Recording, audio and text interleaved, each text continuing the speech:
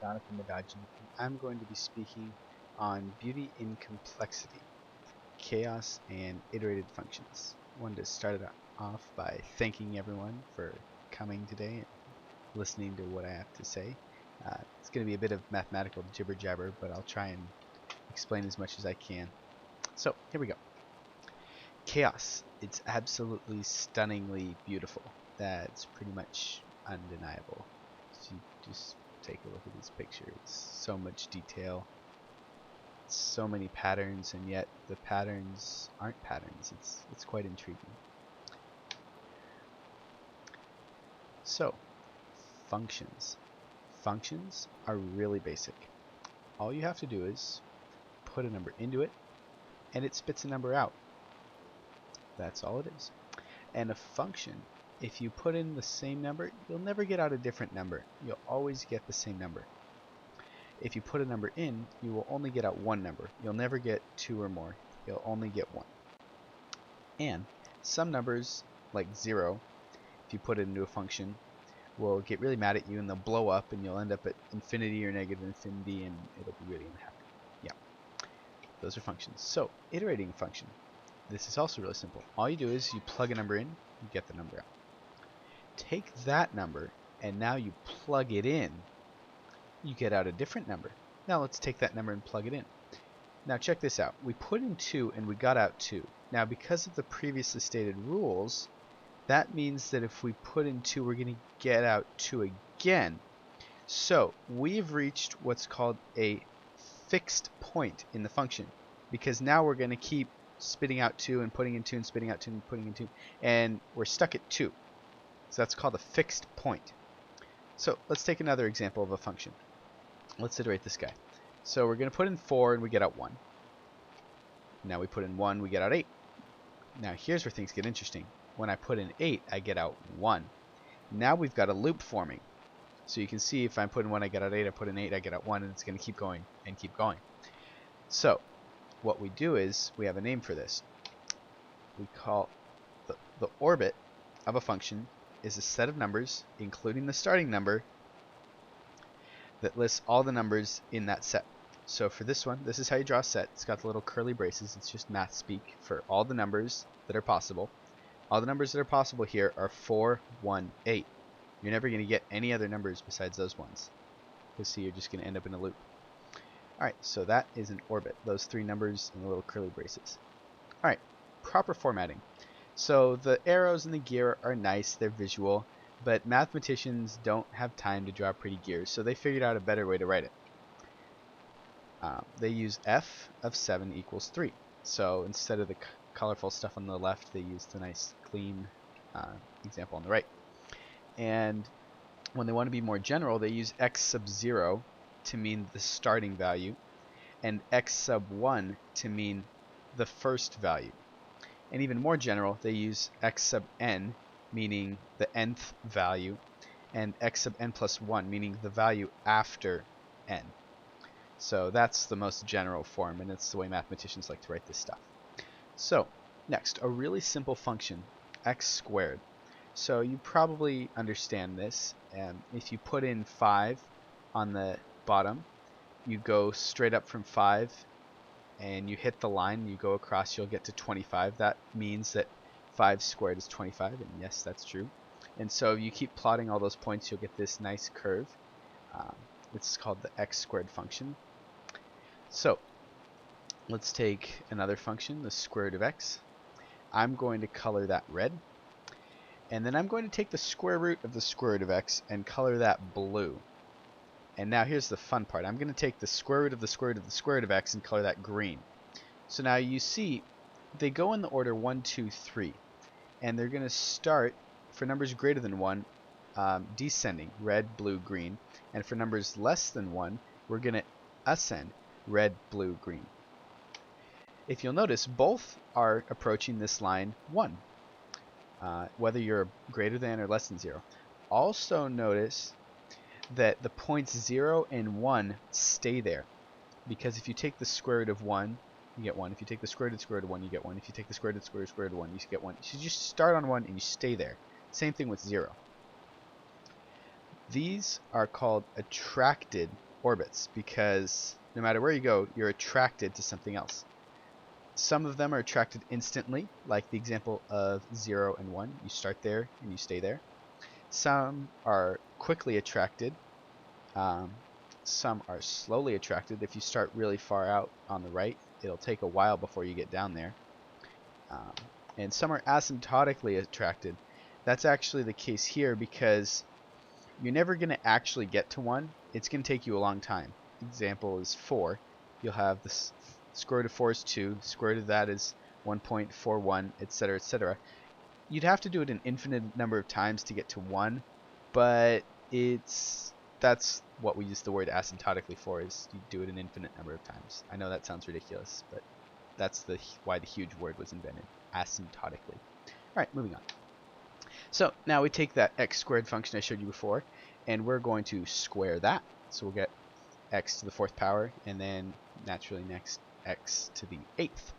And here again, the 3 colors progressing from red to blue to green. And notice that we have anything between -1 and 1 is descending in the order of red, blue, green. But everything, and then you have these 3 points here that are fixed points, so you're going to start there and stay there.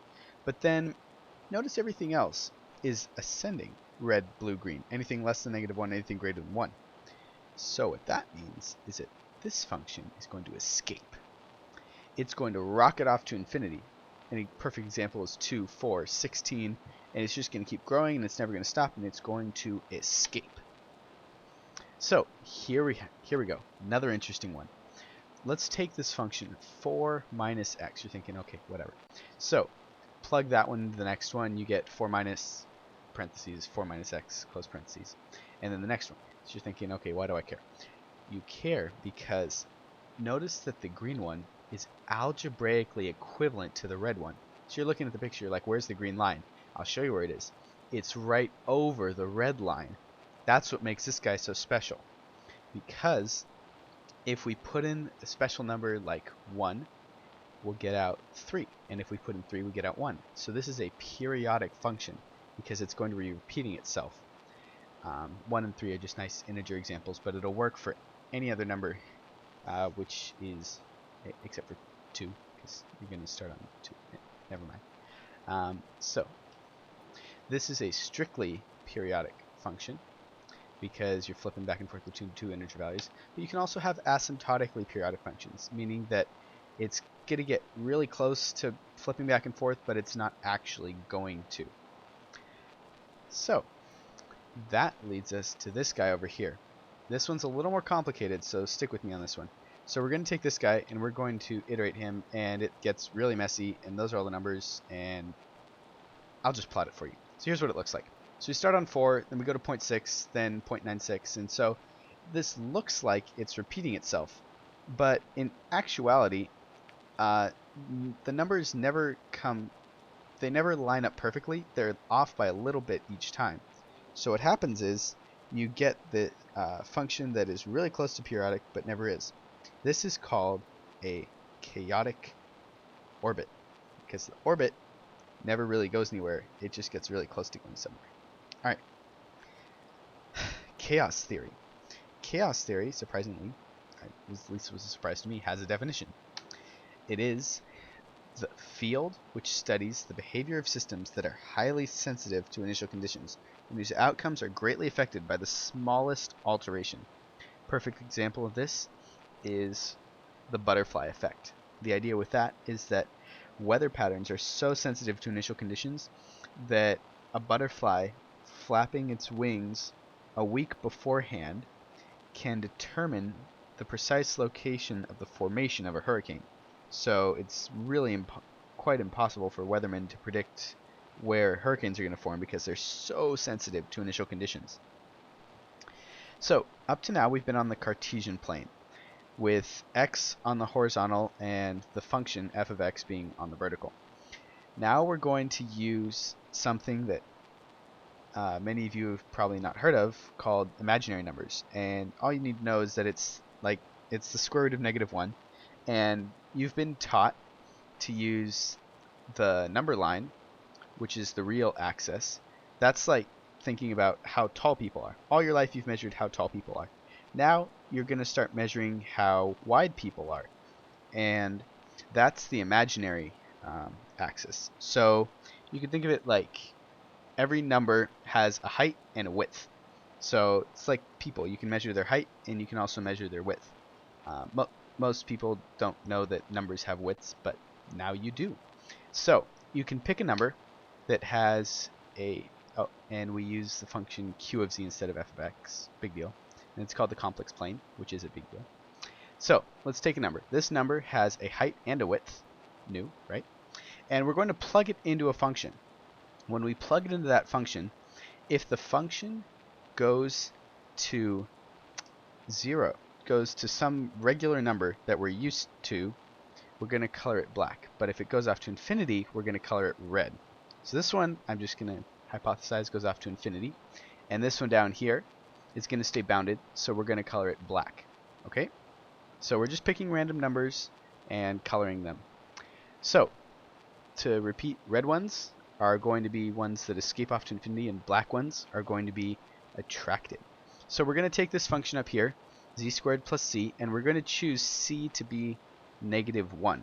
And let's watch what happens if we color each dot. We get an odd shape like this.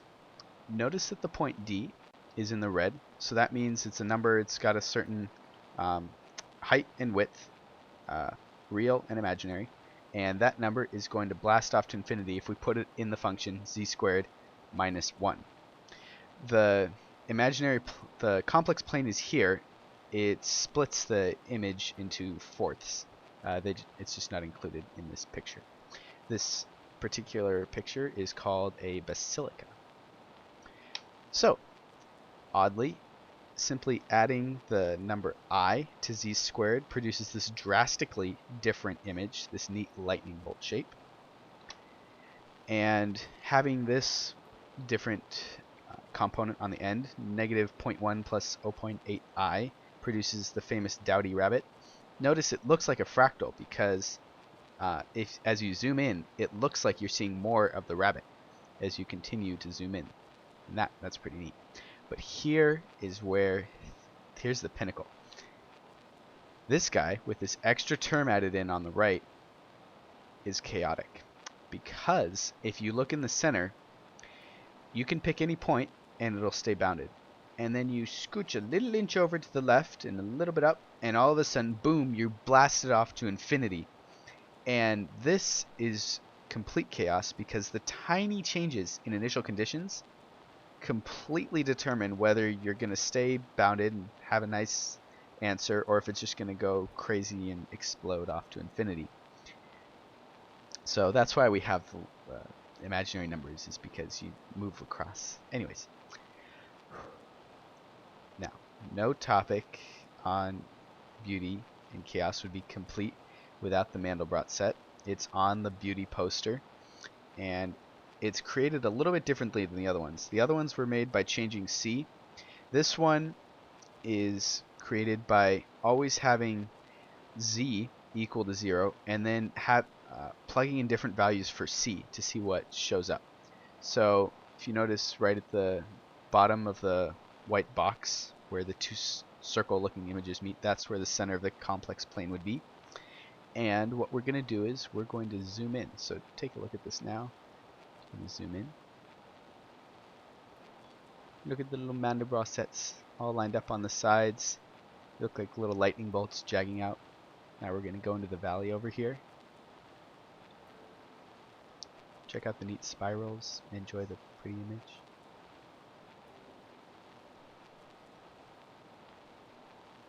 And in here, looks like a big Mandelbrot set down here, but the circle is far too big compared to the next guy next to it.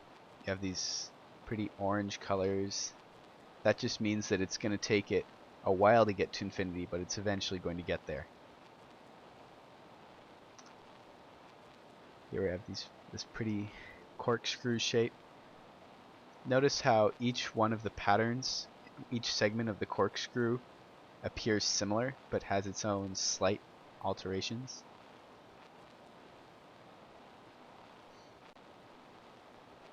Beautiful seahorse shapes everywhere and spirals. Whoa, check out that guy right there. Doesn't that look like what we started with? Let's have a closer look. Whoa, that looks pretty close. Yeah, all the pretty orange and blue colors. Wait a minute. The original guy didn't have that long straight line on the bottom left. And look, there's another miniature even farther down in the lower left-hand corner. That definitely wasn't there. So this isn't a fractal. It's not that you zoom in and you see the exact same picture over and over and over. We're getting more and more complexity.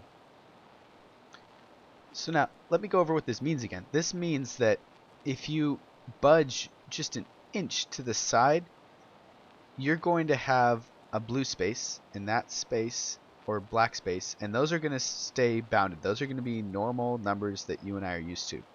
And if we inch over, we're going to get into orange space, and we're going to blast off to infinity. So it's those tiny changes, those minuscule little changes that are going to make all the difference. Look, we're in another valley now.